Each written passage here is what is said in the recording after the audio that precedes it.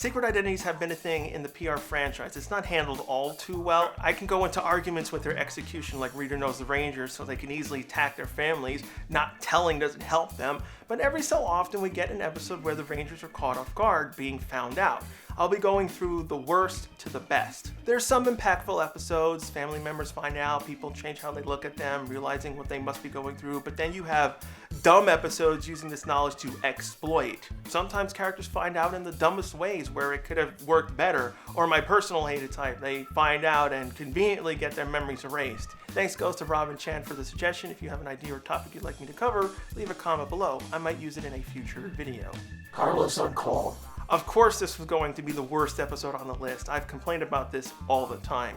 Sylvie was used 2 times in space. Her first encounter was with Carlos and him screwing up in the photo booth, morphing and her finding the photos. So she uses this to make Carlos do things for her.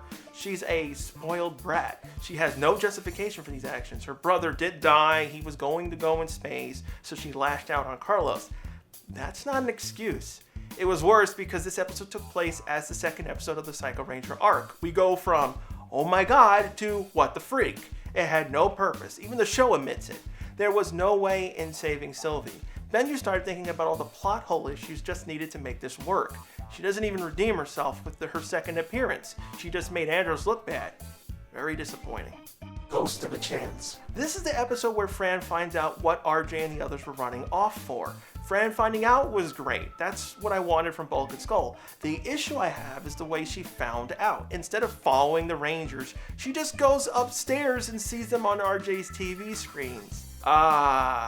This is a base of operations. There's no security, nothing. It's built right into the restaurant. What happens if the restaurant was robbed? Anyone could just wander up there and steal stuff. It's a Ranger base. You'd think RJ would have security measures that fortify the building and the store.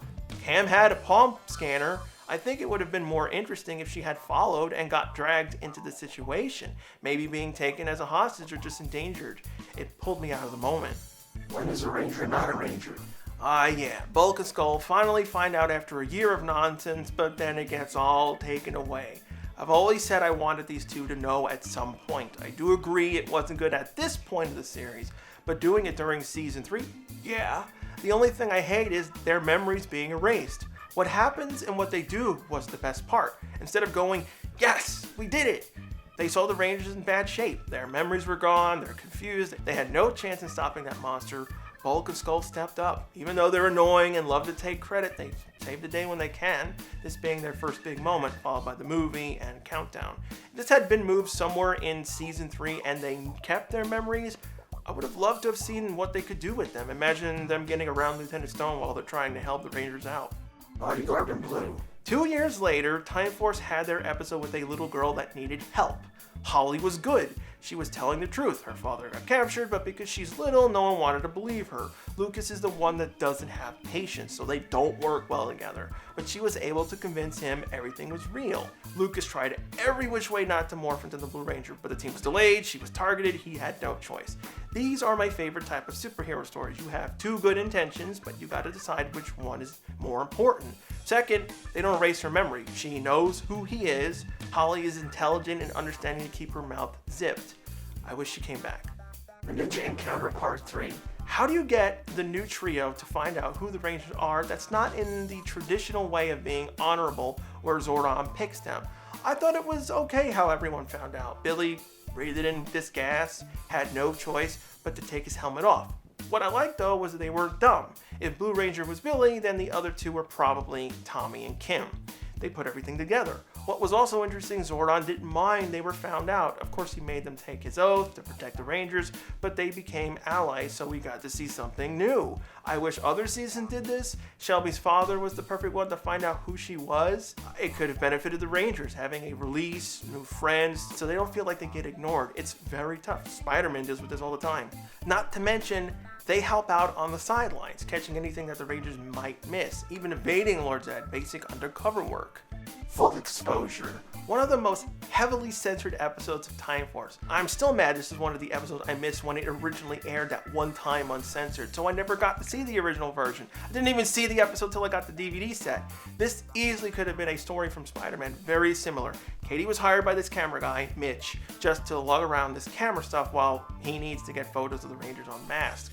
Katie trying every way to not get caught on camera, failing and him taking the photo, just for a crummy job. It was interesting. Of course, Katie is going to protect her team. At the same time, this guy needs it to survive and he'll lose his job. Like, what do you do?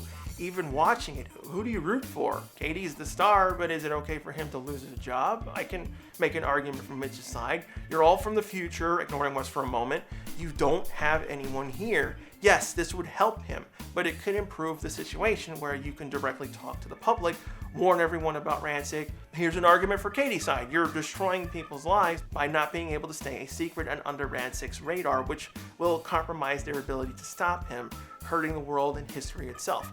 That's why I like these episodes. Simple premise, lots of details can come out of it. He did quit and never published it, moved on to something he liked, so he did his part and saved the world. Countdown to destruction. Yeah, I put this one in the middle of the list. It's a cool moment. Astronomers demanding that the Rangers show who they are just to humiliate them. The people stepping forward defending them. But it was a little bit of a letdown because Bulk and Skull finally get to see the Power Rangers. However, it's not the mmpr cast, so the impact isn't that big for me. Them aspiring the people to fight off Astronomer's forces was the big moment.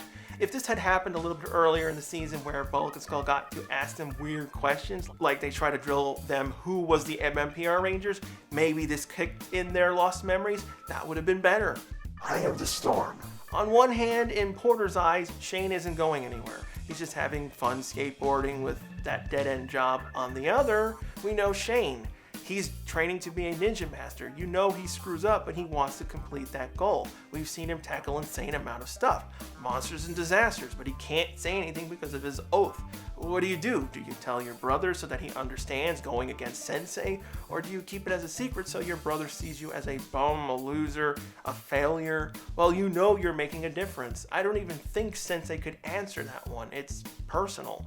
But at the same time, Shane's upholding Sensei's wishes. But with one screw up, Porter caught him. They worked out their problems. They have no deal with potential issues with Lothar, but they look up to each other. I always had this crazy idea if they had used the 10 years after footage as a special, where Porter was the Dark Red Ranger, with Shane needing to stop him, finding out that Lothar convinced him to join, or he'd kill Shane if he didn't work for him. I'd say Shane and Porter are a good standard for the series to use when dealing with siblings and family. Thunderstruck Part 2. The second most important character arcs. For most of the season, Devin and Cassidy were trying to find out who the Power Rangers were. They needed a job, they needed to prove themselves.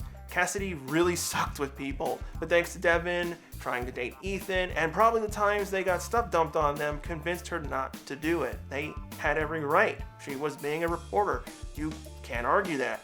No tricks, no lines. She let them have the tape, although you could see she's still gloating over them with the tape. I don't blame her. She's always going to be snarky and sassy. That's why I like to say they fill in the Bulk and Skull spots very well, although Ben and Betty are doing a good job so far. Worlds Apart. The best one has to go to Mr. Collins finding out Wes was the Red Ranger. It's a screwed up twist on this. Now, normally you expect a reaction of amazement or fear. His son is trying to stop monsters, but this is where Mr. Collins goes into company mode. Oh, my son, you're the Red Ranger. I'm very proud of you. I can imagine all the money I can make. Deals, toy sales, the reputation, exploiting his own son, tech that he should not have. You're not loving your son. That's the sad part from all this. No concern, no genuine love. He just took an explosion to the face and all he thought of was dollars. It was a hard lesson for Collins to learn. I remember when I first saw this episode, I got super mad. Screw this, I hate this guy. I wanted Wes to disown him. It was my kicking over the table moment. If Collins hadn't gone that far in protecting the city from Rancic, I may have not liked the character, but that's what made Time Force great.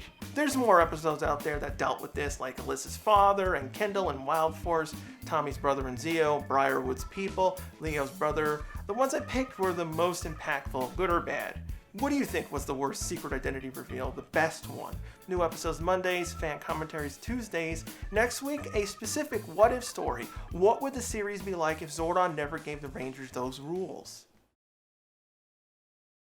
If you like my content, consider subscribing and leaving a like. Sorry about not including stills in the video. Due to past fair use abuses from the various companies involved, I no longer feature them. Thank you for understanding. See you in the next video.